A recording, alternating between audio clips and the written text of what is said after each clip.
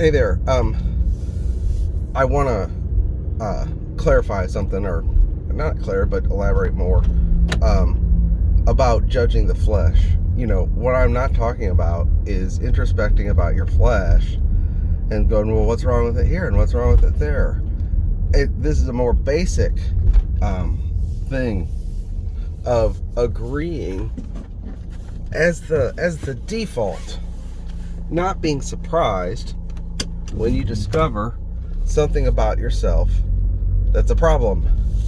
And there's a lot of Christians that spend their whole life still justifying themselves or seeking to be justified by works, even though they wouldn't consider themselves a legalist. And it's because they haven't reconciled themselves truly to the fact that God judged their flesh. And when we talk about the flesh, we don't just mean the sinful, naughty parts.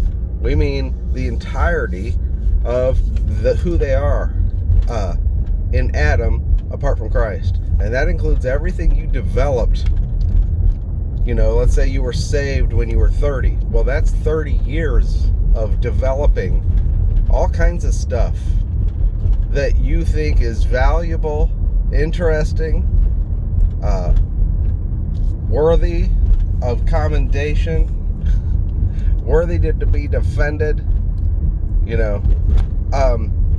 All of that was judged and crucified. And you don't get to choose which parts you keep and which parts. God does keep us. We are crucified, but He didn't obliterate us.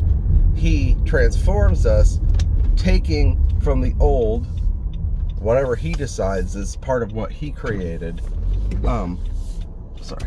And bringing it into union with Christ through His death and resurrection. There is something of the old that He retains, our characteristics, but they're recreated in Christ. And then He uses the things we developed, like Paul. His whole life was a training for his ministry. And so God used all His natural knowledge and wisdom and strength. Daniel, Moses, all had special training according to the flesh and in the wisdom of this world even. But they had to be brought to an end of themselves before any of it could be useful to God, because if they try to use it in their own strength,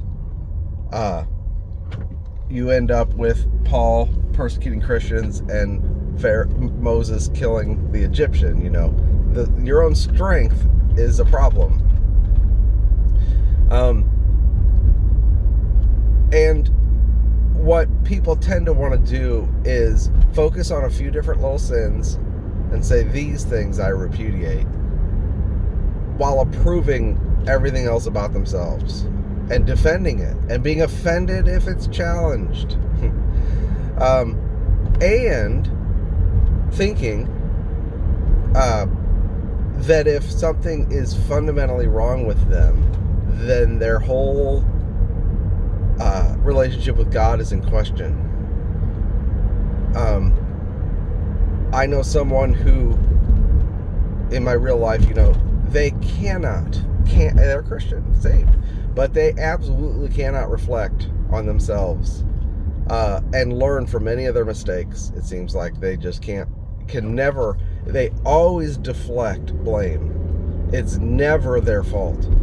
The things that happen to them are never the consequences of anything they chose or did. And their behaviors don't drive anything. That's their mind. It's always someone else's fault. And now they're running into more and more life problems that are the consequences of things that they absolutely refuse to ever look at.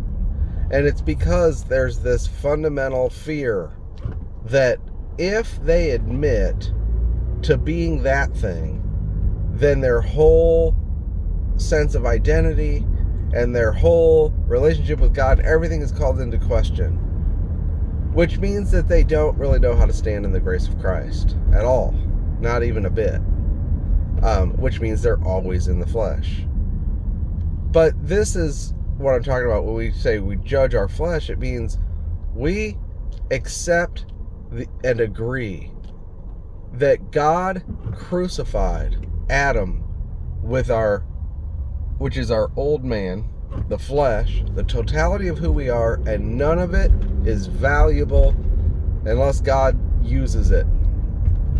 And we don't really choose what he uses, he does use things that may not even stay, but that's another conversation. The point is that we don't question ourselves and our relationship with God because we discover some fatal flaw about ourselves, or we're asked to set something that we treasure aside for the sake of fellowship or something like that.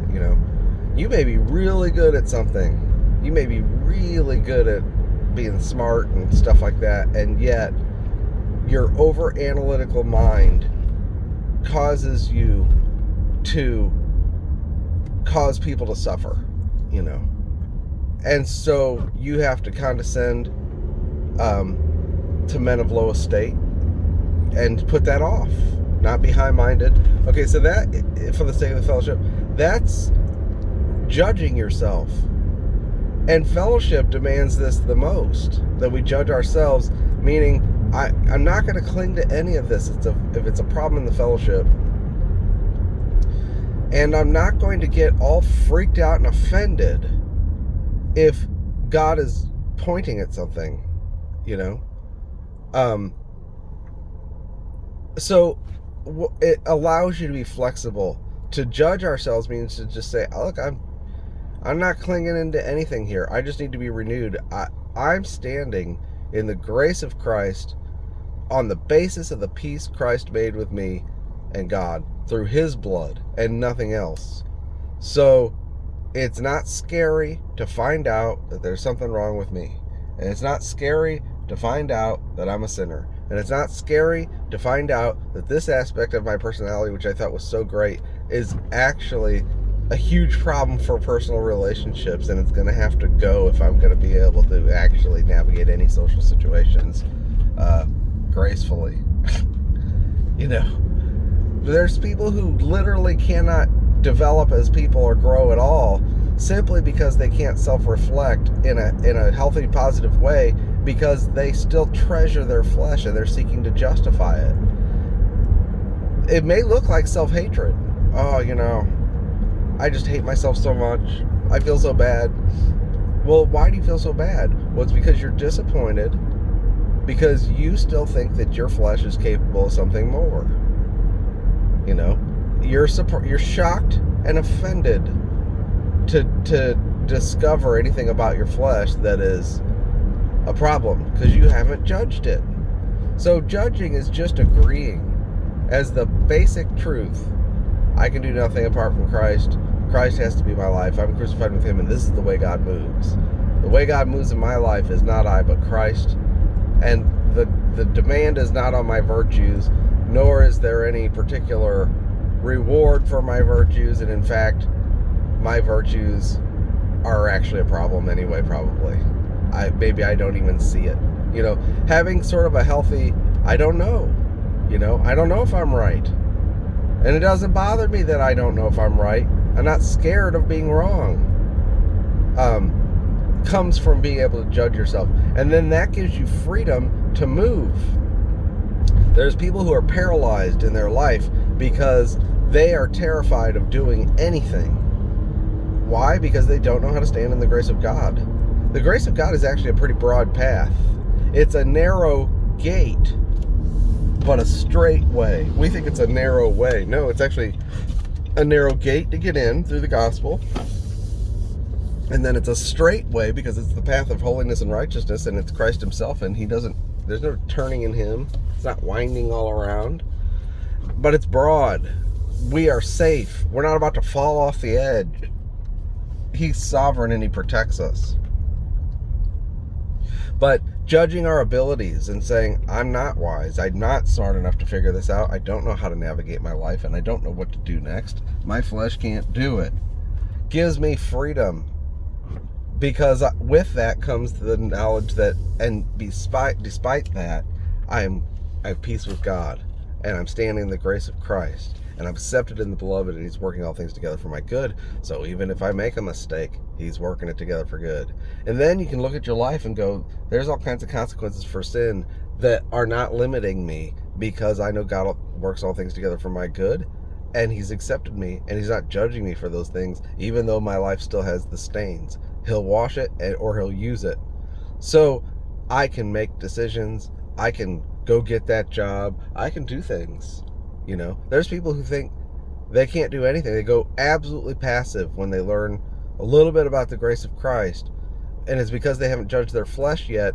So they think that they have the power to make the fatal mistakes, and offend God and piss him off, and better not do that. And, this is particularly true in the charismatic circles where, like, you don't want to do anything unless it's anointed. It has to be anointed.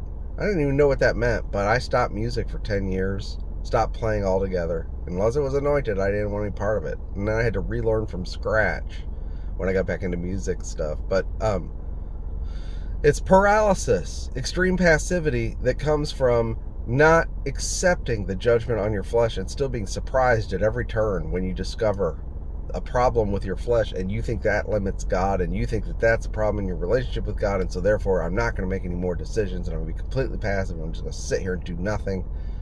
And you think you're grace, but you're actually a hyper perfectionistic legalist, staring at yourself all the time, hoping you don't make a mistake and go too far. That is because you have not judged your flesh. Okay? To judge your flesh is to agree with God's judgment on it and say that I take it for granted that I'm a mess. I take it for granted. See, some people think you can only serve the Lord if you have the right motives. You have to have the pure motive. And when you're serving the Lord, there can't be any sin in it. And Luther said everything we do is stained with sin, and he knew how obnoxious he was. He made jokes that were so offensive. They offended all Europe. One of the things he said was, there's so many shards of the cross of Christ that crucify him 2,000 times more.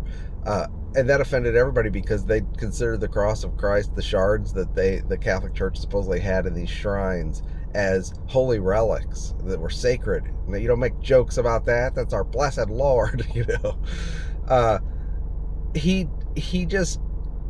knew who he was, and he said, the worst pope is in me. He knew what he was, and yet it didn't stop him from contending for the grace of Christ.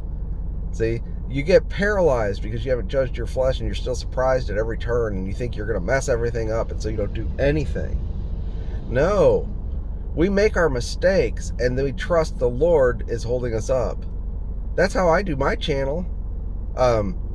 I'm not all freaked out if somebody does a video about me, or I did when I first did my channel. I was surprised that I did get freaked out, and Jezebel had a field day with me in my mind because there were like 30 channels that all suddenly arrayed themselves against me together in concert, in coordination with each other, and I was now I really just don't care because I know the Lord's the one holding me up, and I don't expect that everything has to be perfect, and I'm not afraid if somebody tries to use something against me or tries to expose my flesh or whatever, because I've already judged it.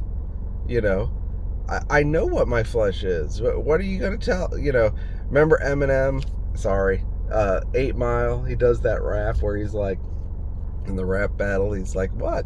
I already know I'm trailer trash, and my mom's a crack addict, and I live in a trailer, and I'm a white, and blah, blah, blah. What are you going to say? Tell them something else they don't know about me. That's his rap, except he says it in a rappy way. And everybody's like, ooh, he wins the rap battle because the other guy was speechless. We judge our flesh, and we are free. Now, that's not to say that we try to sin in order that grace may come or something like that. No, we just don't let our sin stand in the way of coming to the Lord, like I said yesterday. But we also don't treasure our virtues so much that we're not that we're offended if somebody says something about us.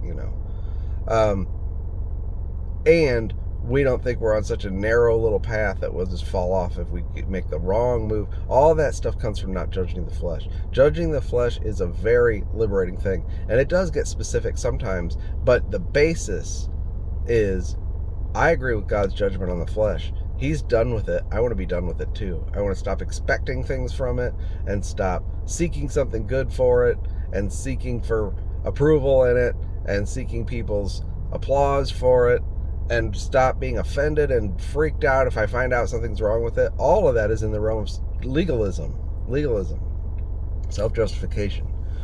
So that's what I mean by judging the flesh. It's a fundamental thing where you go, God is done with the flesh. And that does not just include my naughty things, that includes everything that I am, that he's judged at the cross. And if he wants to use some of it, that's his prerogative to do so. But I'm not going to choose and fight for my flesh if I can help it. But that's the nature of the flesh. The flesh will fight for itself. So we can't even make the choice, I'm not going to fight for my flesh. That is another failure to judge your flesh. To judge my flesh is to say, no, I know in certain situations my self-vindicating nature will come out, and so we avoid certain situations and we avoid certain things out of wisdom, but we don't get ourselves into paralysis because we're afraid that if we've done something wrong, God's done with us. Hopefully that makes sense. It's a little tangly, but I wanted to keep it short. All right, take care.